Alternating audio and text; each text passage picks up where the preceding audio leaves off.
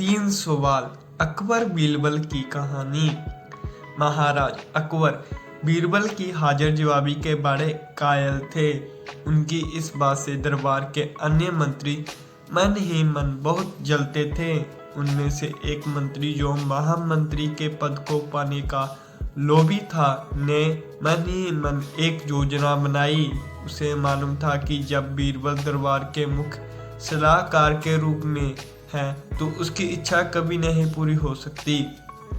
एक दिन दरबार में अकबर ने बीरबल की हाजिर जवाबी की बहुत प्रशंसा की।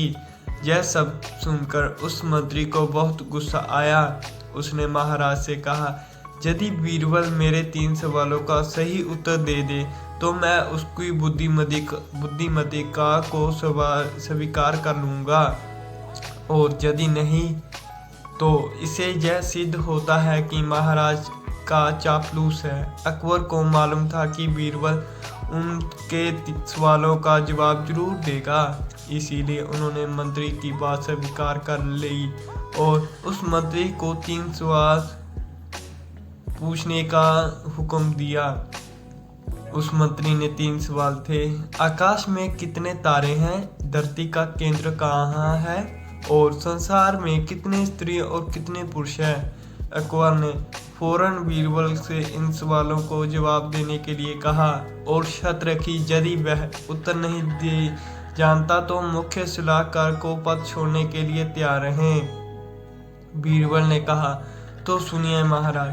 पहला सवाल। बीरबल ने एक भेड़ मंगवाई और कहा, जितने बाल इस भेड़ के शरीर पर हैं उतने ही तारे हैं। मेरे दोस्त गिनकर तसल्ली कर ले।